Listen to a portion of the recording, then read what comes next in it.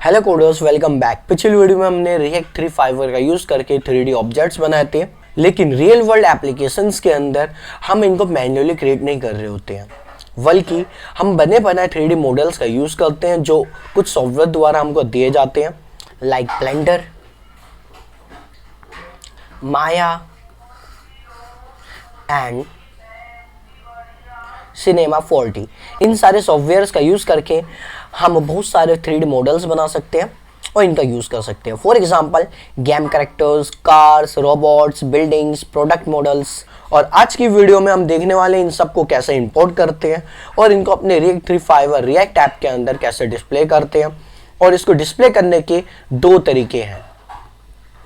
हम इनको local file से भी इंपोर्ट कर सकते हैं डायरेक्टली, एंड देन इंटरनेट से भी यूज कर सकते हैं। अपनी कोडिंग चालू करने से पहले हम कुछ 3D मॉडल्स के फॉर्मेट्स को समझ लेते हैं। ये हमारे पास कुछ कॉमन फॉर्मेट्स होते हैं। सबसे फर्स्ट आता है GLB, and then GLTF, and then OBJ, and then FBX। लेकिन वेब डेवलपमेंट के लिए सबसे जो बेस्ट फॉर्मेट है वो है GLB एंड GLTF। क्यों? Because they are lightweight, faster and perfectly works with React 3 Fiverr। तो इस ट्यूटोरियल के अंदर हम GLB मॉडल का यूज करने वाले हैं। अगर आपको भी अपने 3D मॉडल्स फ्री में चाहिए तो आप भी डाउनलोड कर सकते हो इन सब मॉडल्स को फ्रॉम Sketchfab, Polypizza,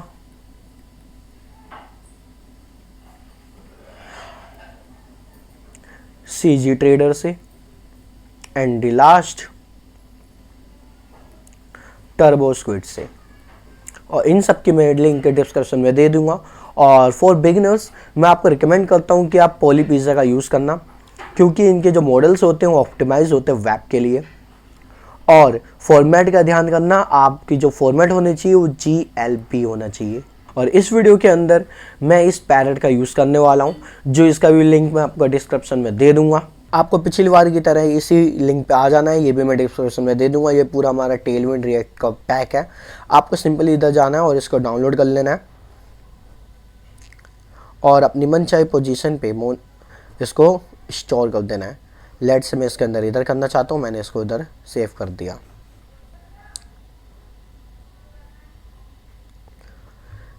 सेव करने के बाद आपको उसी लोकेशन को अपने फोल्डर में खोल लेना है और इस फोल्डर को एक्सट्रैक्ट कर लेना है। एक्सट्रैक्ट करने के बाद इसको मैं डिलीट कर रहा हूँ और इसको टर्मिनल में ओपन कर लेते हैं। npm i कमांड को आपको रन कर लेनी है। फिर इसके बाद आपको अपना VS कोड ओपन कर लेना है। VS कोड ओपन करने के बाद आपको टर्मिनल में जाना है और टर्मिनल में जाने के बाद मॉड्यूल्स को इंस्टॉल करना पड़ेगा। आपको कुछ मॉड्यूल्स इंस्टॉल करने होंगे, जैसे कि 3 और रिएक्ट 3 फाइवर और रिएक्ट 3 डेराई। 3 के बारे में हम पहले पढ़ चुके हैं। 3 हमारा बेसिक कोर 3D इंजन होता है और रिएक्ट 3 फाइवर के अंदर हमारी 3JS रन होती है। और डेराई हमारी एक हेल्प यूटिलिटीज़ प्रोवाइड करता है, ऑर्बिट कंट्रोल्स, मॉडल लोडर्स और इन्वायरमेंट्स, और जिससे हमारी जो डेवलपमेंट होती है वो बहुत ज़्यादा ईजी हो जाती है। इन सबको आपको इंस्टॉल कर लेना है। इंस्टॉल करने के बाद आपको फाइल स्ट्रक्चर पर ध्यान देना है। फाइल स्ट्रक्चर के अंदर आपको पब्लिक के अंदर आपको मॉडल नाम का एक फोल्डर क्रिएट करना है, मॉडल्स। और इस मॉडल्स के अंदर आपको अपना मॉडल को डाउनलोड करके रखना है। तो मैं आपको जल्दी से दिखाता हूँ कि इनको कैसे डाउनलोड करते हैं। मैं यहाँ पे पॉलीपिज़्ज़ा के एक लिंक पे हूँ, जो मैंने आपको लिंक डिस्क्रिप्शन में भी दे रखा होगा। और मैं इस पैरेट को अपने रिएक्ट ऐप के अंदर यूज़ करना चाहता हूँ। ये बना बनाया पैरेट है। इसको आपको बेसिकली यहाँ से डाउनलोड कर लेना है और अपनी यहाँ पे देखो ऑब्जेक्ट फाइल दे रहा है और GLB फाइल दे रहा है। हमको GLB फाइल के साथ जाना है, इसको डाउनलोड कर लेंगे हम। मॉडल्स में इसको यहाँ पे सेव कर देना है एंड बूम, आपका यहाँ पे काम हो गया। अगेन आपको अपने VS कोड के अंदर आ जाना है और VS कोड के अंदर आप देख सकते हो आपके पास हम यहाँ पे पैरेट GLB आ चुकी है। आपको प्रोजेक्ट बनाने के लिए मॉडल को हमेशा पब्लिक फोल्डर के अंदर ही क्रिएट करना है, क्योंकि इसका एक रीज़न है कि पब्लिक फोल्डर आसानी से आप एक्सेस कर सकते हैं बाय ब्राउज़र। नाउ हम अपना मॉडल JSX बनाएंगे, अपने एक कंपोनेंट बनाएंगे। हम यहाँ पे गए सोर्स के अंदर, यहाँ पे आपको कंपोनेंट नाम का एक फोल्डर बनाना है और इस कंपोनेंट के अंदर आपको मॉडल नाम की कंपोनेंट बनाना है। मॉडल कंपोनेंट बनाने से पहले हमको उसे लोड करना सीखना पड़ेगा। और उसको लोड कैसे करते हैं, हमारे पास एक हुक होता है यूज GLTF के हुक से हम इसको यूज कर सकते हैं। यह हमारा हुक डिराई के अंदर आता है और इस हुक के अंदर बहुत सारी चीजें होती है। यूजफुल डेटा हमको रिटर्न करता है। लेट्स से कि हमको सीन्स रिटर्न करता है, क्या सीन है, नोट्स रिटर्न करता है, मटेरियल से रिटर्न करता है एंड एनिमेशन से रिटर्न करता है। और इस वीडियो को सिंपल बनाने के लिए हम यहाँ पे सिर्फ सीन्स का यूज करने वाले हैं। तो हम यहाँ पे हम रेडी अपने मॉडल को क्रिएट करने के लिए, तो सबसे पहले हम यहाँ पे यूज GLTF को इंपोर्ट करेंगे। अब इंपोर्ट करने के बाद अपना फंक्शन क्रिएट करेंगे मॉडल नाम का, उसको एक्सपोर्ट भी कर देंगे। Export default function model props and then यहाँ से अगेन रिटर्न कर देंगे। रिटर्न के अंदर कोड करने से पहले हम यहाँ पे अपना पाथ डिक्लेयर कर देंगे, const GLTF is equal to use GLTF slash model slash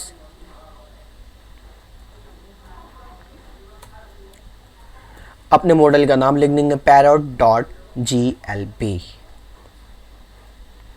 and boom, हमने सबसे पहले अपना यूज GLF का यूज करके यहाँ पे पैरेट को लेके आ चुके हैं। और रिटर्न के अंदर कोड करने से पहले वापस से कुछ चीज़ सीखते हैं, फिर यहाँ पे वापस आते हैं। हम मॉडल को रेंडर कैसे करते हैं, हम यहाँ पे प्रिमिटिव का यूज करते हैं, प्रिमिटिव, और यहाँ पे हम ऑब्जेक्ट देंगे और ऑब्जेक्ट के अंदर अपना GLTF सीन देंगे।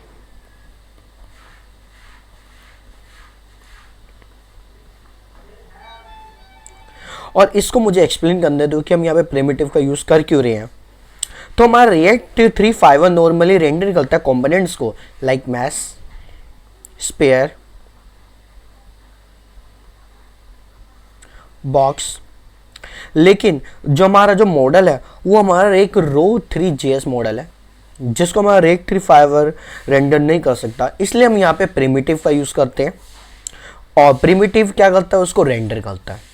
तो चलो वापस से कोड पे, हमने यहाँ पे आप सीख लिया कि रिटर्न के अंदर हमको क्या रिटर्न करना है। हमको रिटर्न के अंदर प्रिमिटिव रिटर्न करना है जिसके अंदर हमारा GTLF.scene जाने वाला है, जो हमारा एक्चुअल 3D ऑब्जेक्ट है वो जाने वाला है।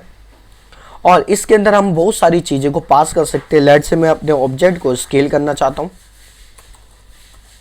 लेट्स से मैं स्केल करना चाहता हूँ उसको 1.5 एंड देन मैं उसकी पोजीशन भी सेट कर सकता हूँ। तो यहाँ से मैं पोजीशन सेट देने वाला हूँ एंड देन हम उसकी रोटेशन भी सेट कर सकते हैं। तो यहाँ से मैं रोटेशन देने वाला हूँ उसको, रोटेशन 0 मैथ पाई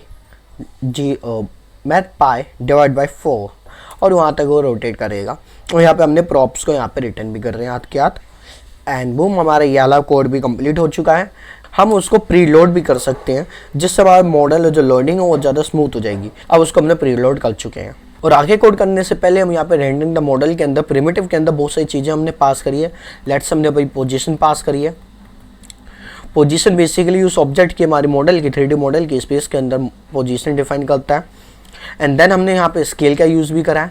स्केल क्या करता है, उस ऑब्जेक्ट के जो मॉडल का जो साइज़ है उसको बहुत ज़्यादा स्मॉल है तो उसको लार्ज बना दे, और ज़्यादा लार्ज है तो उसको स्मॉल बना सकता है। एंड देन हम यहाँ पे रोटेशन का भी यूज़ कर सकते हैं। रोटेशन के अंदर इस क्या करेगा, हमारा जो मॉडल होगा वो रोटेट करना चालू हो जाएगा। नाउ हम आगे कोड कर सकते हैं। और सबसे पहले हमको आगे कोड करना है हमको app.jsx के अंदर। और याले कोड का जो प्री रिटर्न है उसको मैं हटा रहा हूँ। यहाँ से हम अगेन वापस से कोड लिखेंगे। सबसे पहले हम यहाँ पे इंपोर्ट कर लेते हैं कैनवास को,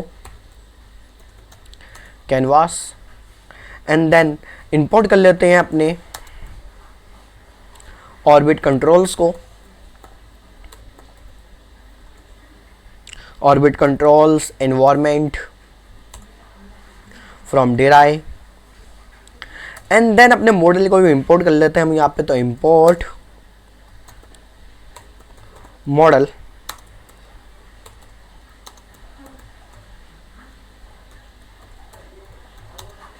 from component slash model dot JSX। तो अब आगे कोड करते हैं, जिसको हमको जरूरत पड़ेगी हम उसको लेके आते रहेंगे। तो सबसे पहले हम यहाँ पे एक्सपोर्ट कर देंगे अपने ऐप को, export function app and then return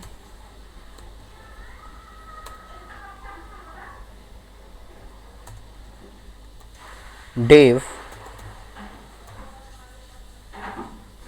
और इस div के अंदर हम यहाँ पे रखेंगे कैनवास को, और कैनवास के अंदर हम बहुत सारी चीज़ें यहाँ पे हम ऐड करने वाले हैं। सबसे पहले हम बेसिक लाइट से डालने वाले हैं।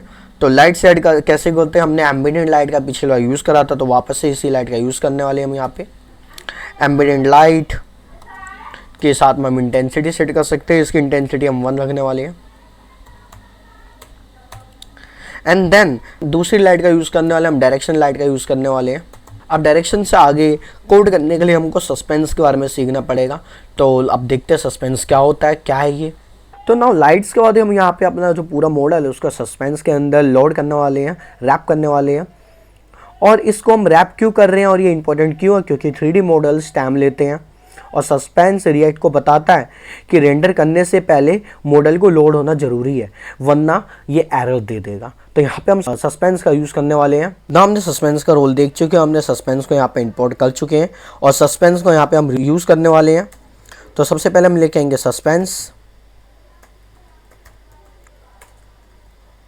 सस्पेंस फॉलबैक नल,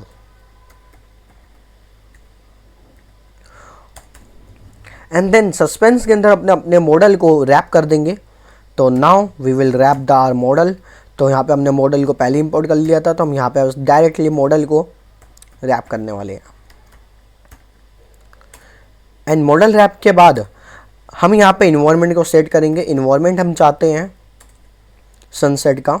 ऑर्बिट कंट्रोल्स को यहाँ पे नहीं रखना, हमको इसको सस्पेंस के बाहर रखना है। सस्पेंस के अंदर हमारा बस मॉडल और इन्वायरमेंट रहने वाला है। एंड देन ऑर्बिट कंट्रोल के अंदर भी हम 2-3 चीज़ देंगे। Let's say enable pan false. ये मैं इसलिए दे रहा हूँ क्योंकि आपको इसकी ज़रूरत नहीं है, क्योंकि मैं यहाँ पे पेन का यूज़ कर रहा हूँ। तो मैं ये करना चाहता हूँ कि जो मेरा पेन है वो फॉल्स रहे, मतलब मैं पेन से ना चलूँ, मेरा जो चलने चाहिए वो मेरे माउस से चलने चाहिए, इसलिए मैंने डाला है। आपको इसकी कोई चिंता करने की ज़रूरत नहीं है कि भैया आपने ये नहीं समझा है, इसमें कुछ नहीं है ऐसा कुछ। एंड देन अब छोटे मोटे CSS रहेगी, उस CSS के ऊपर काम करते हैं। पहले कैनवस के अंदर हमको कैमरे को सेटअप करना होगा कि कैनवस के अंदर हमारा कैमरा कहाँ पे होना चाहिए। कैमरे के अंदर पोजीशन देंगे हम, पोजीशन,